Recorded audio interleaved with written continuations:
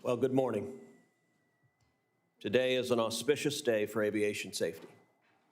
A day marked, I hope, by a revived spirit of hope and a shared determination to act in the face of an unforgettable tragedy. American skies must be as safe as possible, and our duty as lawmakers is to ensure that they are. I would like to start by thanking the individuals who are joining me for the introduction of the Rotorcraft Operations Transparency and Oversight Reform, or the Rotor Act. Secretary Duffy, Chairwoman Homendy, Tim and Sherry Lilly, Doug Lane, and my colleagues have all worked hard to make the American skies safer. Tim, Sherry, Doug, thank you for your courage and your advocacy. Your presence reminds us of what is at stake.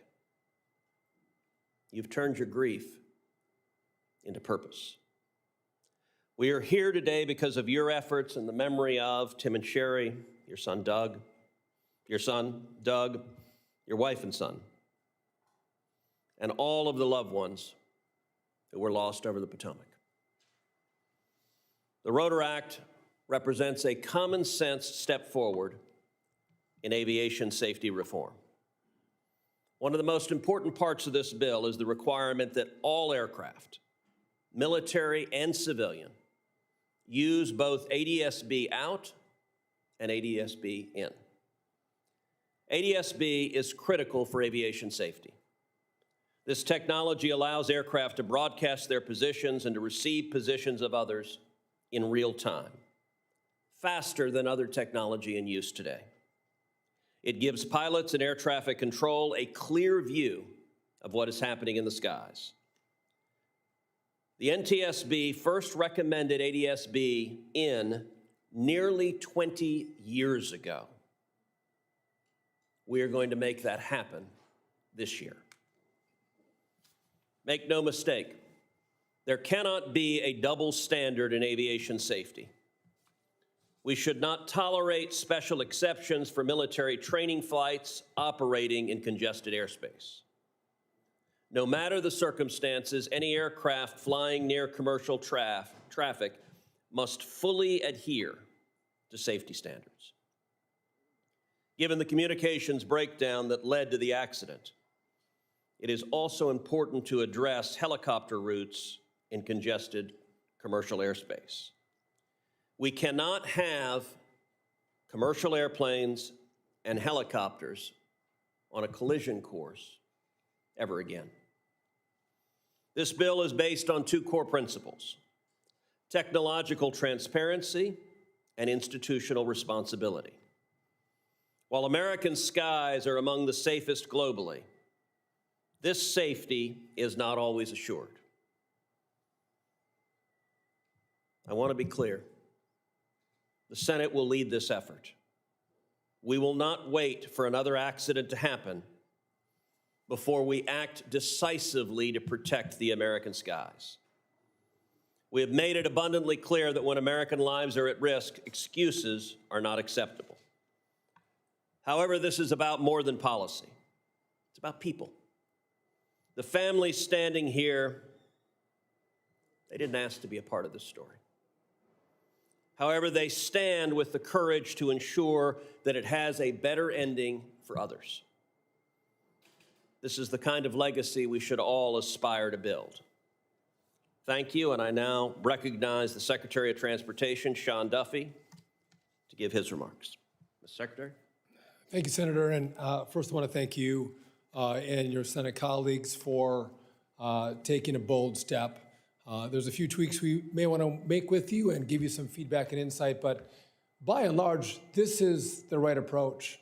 And we're here today because of the tragedy in January at DCA, and that should not be the story. Focus on safety should have always been the focus.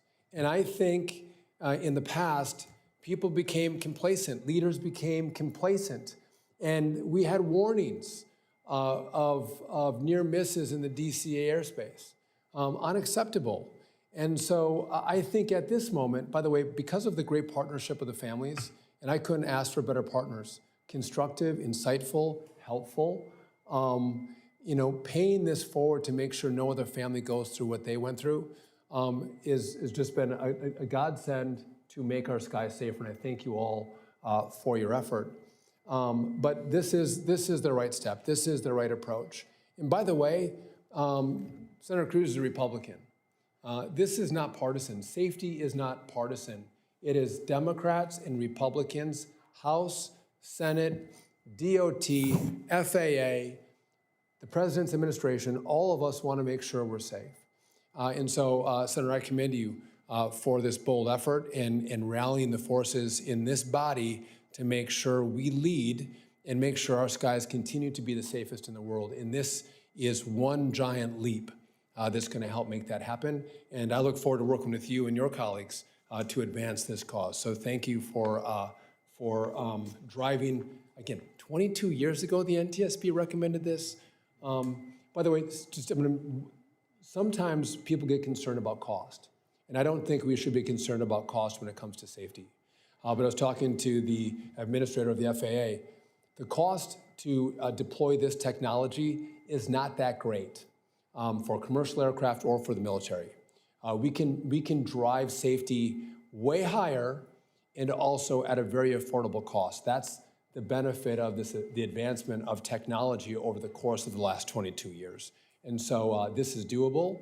And I think the American people expect this from this body, this administration, to keep them safe. And so with that, thank you for having me and look forward to working with you, Senator. Thank you very much. I now turn to Doug Lane, whose wife, Christine, and 16-year-old son, Spencer, were killed in the accident. He is also here representing the other families of Flight 5342. Thank you, Chairman. And I also just wanted to acknowledge Ben Stuhl, who's also here with me from the family group. He lost his partner, Melissa McAndry, on the flight. First off, we want to extend our sincere appreciation to Chairman Cruz, his co-sponsors, Senators Moran, Marshall, Schmidt, Blackburn, Budd, and Sheehy, for introducing the Rotor Act, a significant effort aimed at strengthening aviation safety and oversight. Chairman Cruz has been one of our most consistent and strongest voices for the families of Flight 5342 and for overall aviation safety reform. The Rotor Act reflects many of the priorities our families have been advocating for since the tragic loss of Flight 5342 6 months ago today. We're especially encouraged by the stronger ADSB requirements in the bill, as well as the requirement for an Army Inspector General to conduct an audit into the Army's role in our accident. These measures are essential steps towards ensuring that the failures which led to this tragedy are never repeated. While we know this bill represents an important starting point, we also know it will take bipartisan momentum to ensure aviation safety. We are eager to see what Chairman Cruz and Ranking Member Kent will achieve on the Senate floor to build on this foundation to build the strongest possible protections for all who fly. This is not about politics for us, it's about saving lives. Every meaningful step towards transparency, accountability, and safer skies is a victory for every family who has suffered an unimaginable loss. Please be sure to follow along as we continue our advocacy efforts at flight5342.org. Thank you so much for allowing us to be here today. Well, thank you, Doug, and thank you for your strength and courage to stand up and fight in the face of truly horrific loss. I now turn to Tim and Sherry Lilly, the parents of Sam Lilly, the first officer of Flight 5342, for their words. Tim and Sherry.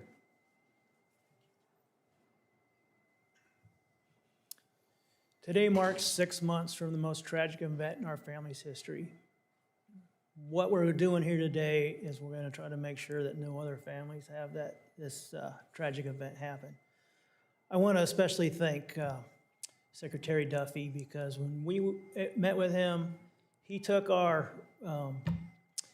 concerns, he took them to heart, he went to running with it, he showed compassion for not just our family, but for the entire traveling public. And so We're going to stick with him and see this thing through. We're going to modernize the air traffic control system. We're going to get all the air traffic controllers back on the job. And then I really want to thank Chairwoman Harmony. She has led the NTSB in one of the most difficult processes that's happened in years, and she's kept us informed. She's given us every opportunity to have a voice, and we just really appreciate that. From the day that we met with Chairman Cruz, he really set in motion that this is not going to be Sam's legacy to die in vain. 67 really great people lost their lives that night, and there's no reason for that. What we have here is legislation, if it's passed, is going to close some very important safety loopholes so that this never has to happen again. Thank you so much, Chairman, for asking us to be here today and to take action out of our grief to avoid this type of tragedy from ever happening again. Both Chairman Cruz and Ranking Member Cantwell have been so compassionate and demonstrated such empathy for our families. We greatly appreciate the leadership that they have both demonstrated on this topic of aviation safety, not just for our families, but as Tim said, for the flying public, for everyone, whoever sets foot on a plane and flies in our national airspace. In addition, we're very, very thankful for the senators who came together with Chairman Cruz to sponsor the Rotor Act. We appreciate Senator Moran, Marshall, Schmidt, Blackburn, Budd, and Sheehy for their very demonstrated leadership also on this topic. This is a very personal matter for all of us, but we hope that by being here and sharing our story, you all buy into this also, and that you do support the efforts of the Secretary at the Department of Transportation, that you advocate for that additional funding that we need to update the air traffic control systems and all of the systems that control our national airspace. Thank you so much, everyone. Sherry, Tim, thank you for your strong leadership at a time of great grief and pain. Thank you for using that grief to try to protect the flying public, try to protect every one of us. I know every time now that I land at Reagan, including yesterday just getting here, I suspect I'm not the only one who looks out the window and thinks about what could happen, and we're acting today to protect the flying public going forward. I now want to introduce National Transportation Safety Board Chairwoman Jennifer Homendy to discuss her investigation and her efforts to identify the operational breakdowns and safety gaps in the airspace.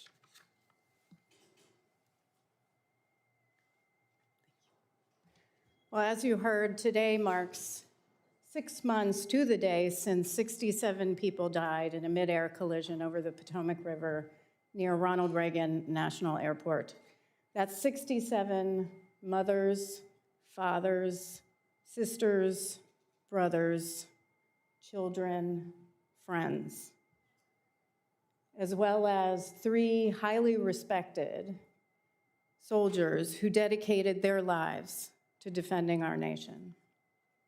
I do want to thank Chairman Cruz, Chairman Moran, Secretary Duffy, certainly the administrator, and the families for your tireless and selfless work to improve aviation safety since this tragedy occurred. Tomorrow, the NTSB will meet in public for the beginning of our investigative hearing on this collision. It's a 3-day hearing. We'll meet from 9 a.m. to 7 p.m., perhaps longer if needed. And we're going to go through some pretty in-depth discussions on different points of this investigation. An investigative hearing is not like the end of the board meeting where we present our conclusions. It's to develop more facts for the investigation. The rest of the evidence, though, which is in our public docket, will be open at 9 a.m. It's thousands of pages of evidence that will be available publicly at ntsb.gov. Again, it's a fact-finding proceeding. We're not at the point of analysis or issuing safety recommendations. For over 2 decades, though, We've recommended that FAA require ADS-B in following a myriad of mid-air collisions: Texas, Hawaii, Georgia, Alaska. In 2008, we sent a letter to FAA stating the board believes that the equipage of aircraft with ADS-B in capability will provide, and I want to stress this, an immediate and substantial contribution to safety, especially during operations in and around airports. In 2019, I was the board member on scene for a mid-air collision in Ketchikan, Alaska, involving 2 float planes. 6 people died, 10 others were injured, and we again said we needed ADS-B in. That was part of a big part of that report, stating that we hoped that it got mandated, including for passenger aircraft, especially in high-traffic areas. Just 2 weeks ago, I got to experience ADS-B in by riding jump seat. Flying jump seat in American Air, they outfitted their entire fleet of Airbus A321neos with ADS-B in, and it's incredible technology. ADS-B, and I can't stress this enough, is a game changer when it comes to safety, and will provide, as we said in 2008, immediate and substantial contribution to safety. This will save lives. This legislation will save lives. So I do want to say thank you to Senator Cruz, again to Senator Moran, Secretary Duffy. There's a lot of bipartisan support for moving ADS-B in forward, including with Ranking Member Cantwell and Ranking Member Duckworth. There's momentum in the Commerce Committee, and I'm excited and look forward to working with you to make sure it gets done. Thank you, Madam Chair. Now I would like to introduce Senator Moran, the chairman of the Subcommittee on Aviation, Space, and Innovation. Chairman Moran. Oh, right there, Jerry. Chairman Cruz, thank you for convening this opportunity for us to be together to publicly state our support for legislation that you have introduced, that Senator Marshall and I are joining in sponsoring. I appreciate what Chairman Hamady said about ADS-B in and out. I introduced legislation to require that approximately a month after the January 29th tragedy. And I am pleased to see the momentum, and I appreciate Senator Cruz's review of this and inclusion in his legislation, and we look forward to seeing this accomplished. Chair Hamady has explained why it's so important, and we will, in my view, work to see that this legislation becomes law and ADS-B in and out become the norm, the required norm, as quickly as we can do so by the supply chain capabilities to exchange what we have today or to add what we don't have today to aircraft across the country. And we're talking both military and commercial, civilian. So this is a major improvement in our opportunities to provide the safety. And it's pleasing to me to have, to see the efforts by the families to find meaning in their work to make certain that the tragedy that we experienced 6 months ago today doesn't occur and other families are not impacted in the way that these individuals, moms, dads, brothers, sisters, cousins, friends have been impacted by the loss of life. I'm also pleased to welcome the new FAA administrator to his position. Chair Hamady, I always have high regard for your work, your capabilities to focus us. Today, Chair Hamady gave us a briefing on what these next few days are going to look like with the hearings that are going to take place. And my takeaway is there are so many individual circumstances that all came together. Perhaps it would be nice if we could just put this in one. This was the problem, but the issue is broader than a problem. And we're going to have a lot of work to do with the FAA, with the Department of Defense, and with all of us in Congress to get all of the issues that appear to be developing in air traffic safety handled and improved. And Secretary Duffy, I wanted to tell you today is the 67th anniversary of the creation of NASA by a Kansan better known than me named Dwight Eisenhower. And congratulations on your additional responsibilities, but thank you for not allowing them to intrude upon this. Secretary Duffy, while I'd met him when he was seeking my vote on his nomination, he came by to pay the courtesy call, and we had a fine conversation. But sadly, the first time I saw Secretary Duffy at work was on January 29th at DCA, and that evening. And I have noticed, determined, and admired your relentless effort to find safety in the circumstances from that night, today, and in the future. And we look forward to working with you. I congratulate the reconciliation bill that provided additional dollars for air traffic safety, and we are appropriating. I'm a member of the Appropriations Subcommittee on Transportation, and there's another set of billions of dollars in that bill to fund additional safety efforts within the FAA and within air traffic control.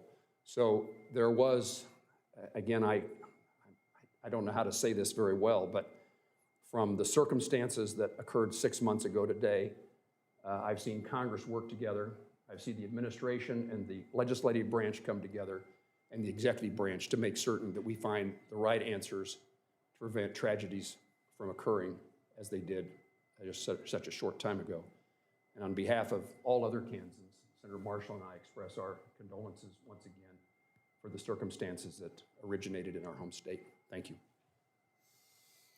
Thank you, Chairman Moran, and I will say that Senator Moran and Senator Marshall have both been incredible leaders on this, given that so many of the victims of this tragic accident were from Kansas. It obviously struck both of them close to the heart. I now recognize Senator Roger Marshall. Well, thank you, Senator Cruz, for your leadership and inviting us to participate. And to all my fellow speakers up here, thank you. Good morning to everybody. On January 29, 2025, American Airlines Flight 5343 from Wichita to DCA tragically crashed, claiming 67 lives, including 7 Kansans. Bob and Lori Schrock, Pete, PJ Diaz, Lindsay Fields, Grace Maxwell, Kia Duggins, and Dustin Miller. Their loss weighs heavily, and we owe it to them to ensure their deaths were not in vain. That night, I shared many of the same thoughts that so many of the family members had. Why was the helicopter in that airspace? Was it flying too high? Why did its transponder fail to warn the jet or air traffic control? While we're still awaiting some of those answers, Congress needs to act swiftly. Our proposal legislation, led by Senator Cruz, mandates ADS-B technology on aircraft in key airspaces. And for damn sure, they need to turn them on.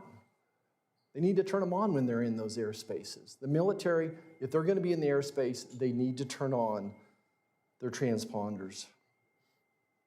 This legislation mandates the technology on aircraft in key airspaces studies, barring rotorcraft from DCA during final approaches and orders, an Army audit of FAA coordination, pilot training, and ADS-B use. These demands were asked for and driven by the victims' families. I hope they know that their voices were listened to and that they're being heard, and appreciate the families just staying at this. Now, no law can bring back the 67 people who we lost, but we can strengthen aviation safety to prevent such a tragedy again. I'm trying to think what was missed today, but I just want to reckon back to a conversation I had with the mayor of Wichita the day after, and I said, what can I do? And she said, what can I tell Wichitans? And she said, the number one thing is you could tell them we won't have helicopters in that airspace anymore. And I reached out to Secretary Duffy and Secretary of Defense Hegseth, and they grounded them all. Grounding's the wrong term. They stopped them from being in that area that day, and I hope we continue to have that commitment until Congress does her job. Echo what Senator Moran said, the one big beautiful bill, which is now law, had $7 billion, $12 billion for modernizing in air traffic control, which was way overdue. And the other response I see the Trump administration doing is accelerating air traffic controllers going through the system. And The Secretary could speak more to that than I can, but from what I understand, over 3,000 people are in some point of training to become air traffic controllers. We've accelerated the process. It's still a very rigorous process to get in the system, added bonuses, doing everything we can to get people in the seats that we need to prevent a tragedy like this again. Thank you, everybody. Thank you. I now want to recognize the new administrator of the FAA, Brian Bedford, who is here, and Administrator Bedford. Thank you, Chairman Cruz, and thank you especially to the families for 5342. Prior to my confirmation, I was privileged to be able to chat with many of the family members, hear from them their firsthand experiences, and importantly, read the 7-point paper that they put out that would help us identify and close many of the gaps that allowed 5342 to happen in the first place. And Chairman Cruz, you and other members are to be congratulated. Most all of the comments and identified safety weaknesses that the families identified have been incorporated into this key legislation, and I certainly hope it has strong bipartisan support. I want to thank Secretary Duffy for his leadership on this. Day one, it's a terrible way to start a job, but he didn't shrink away from the responsibility to take swift action across the NAS to ensure the safety of the traveling public and to encourage the FAA to dig deeper into data and lean forward into identifying other hot spots around the NAS, which they have accomplished. So again, the legacy is paying dividends for the traveling public that they may not even be aware of, so thank you for that. Chairman Hamady, thank you for your leadership in the investigation. I suspect we're going to have some very uncomfortable conversations over the next 2.5 days, but they need to be had. They need to be had in the clear light of day, and we simply need to put what's in the best interest of the traveling public ahead of any of our own personal interests, perhaps. So I'm pleased to be here and be part of the solution, and I would be remiss if I didn't close by thanking our President Trump's vision to advocate for building and modernizing a brand new air traffic control system. It's long overdue. It's absolutely critical for the safety of the traveling public that we make this investment, get it right, and continue to support advances in technology and in making sure that we have the best people, they receive the best training, and have the best equipment possible to keep our NAS safe. So for all of your leadership, everyone gathered here today, thank you for your support. Thank you, Administrator. And now finally, I'd like to recognize Senator Ted Budd, who's also a co-sponsor of this legislation and a private pilot himself. Thank you, Chairman. Thank you all for being here. You know, I wish we weren't here because I wish this wasn't an anniversary at all. I wish this tragedy had never happened, especially since it was preventable. This hits home because 6 out of the 67 souls that lost their lives that day were either North Carolinians or North Carolina connected, including all 4 members of the Charlotte-based flight crew and one of the helicopter pilots. I'm hopeful that our efforts in Congress starting today are going to make a difference in making our entire air traffic control system and our airspace a lot safer. You know, ADS-B, it's a critical safety technology, and mandating that aircraft are equipped with and using this technology, and that's been reiterated several times, and that's absolutely important that it's used. I think that's a key step in making sure that all Americans are safe. And you mentioned, Chairman Cruz, that I was a private pilot. So while I've got multi-engine and commercial and instrument ratings, most of the time on a beautiful North Carolina Sunday afternoon, if I'm fortunate enough to be home, I'll be flying, and the plane weighs less than 900 pounds, goes less than 100 miles an hour, and it's equipped with, it's bright yellow, and it's equipped with ADS-B out and ADS-B in. So if something that's better equipped for surveying cornfields and tobacco crops is with ADS-B out and in, certainly our helicopters on non-critical missions and airlines should all have that in and out. You know, I'm really proud to be part of this Rudder Act. Thank you for your leadership in this. I think it's a great step forward, and we look forward to working with the administration to making sure this is as good as it can possibly be. Mr. Secretary, Chair Hamady, to the families, the Administrator, thank you for your leadership, and I appreciate you turning pain into courage, and I know that you're making a difference. Thank you. Thank you, and I will say if we see a little yellow plane circling above us, we'll know that it's Ted coming to work, so that's good. All right, there is a vote that is right at the end, so I'm going to take one question, unfortunately. Yes, sir. Senator Cruz, I'm Tom Costello with NBC News. If I could ask Secretary Duffy or the administrator, there's been some confusion. Where do we stand right now on military chopper activity, any chopper activity in and around DCA? There was a prohibition for a while. There was some confusion about how much of that's been lifted, if any, and secondarily, those choppers, are they required now to be flying with ADS-B, or is that still an issue with the military? Hi, Tom. Good to see you again as well. I can tell you that there is very few exceptions, only for critical emergency missions or for critical military missions, including POTUS. And in those special cases, airspace is closed to commercial traffic while military traffic is in the area. So other than that, the routings have been completely redone, taking them well out of the Class B airspace pattern around DCA. And choppers must be operating with ADS-B.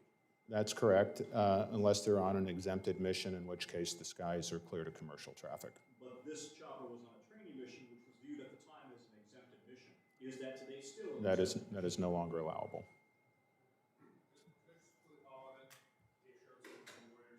Secretary Duffy, are you still planning to sign an MOU with the Pentagon? The Army is still not allowed to fly helicopter missions from the Pentagon, is that right? I could take that one as well. We do have an MOU. I'll say I don't think it goes as far as this legislation does, but during the pendency of the legislation, the intent would be to continue to execute on the MOU with the military. I believe we can continue to support our warfighters' training needs by clearing airspace when it's necessary. We don't have to have conflicting traffic. All right, thank you, and I've got to run because the vote is closing as we speak.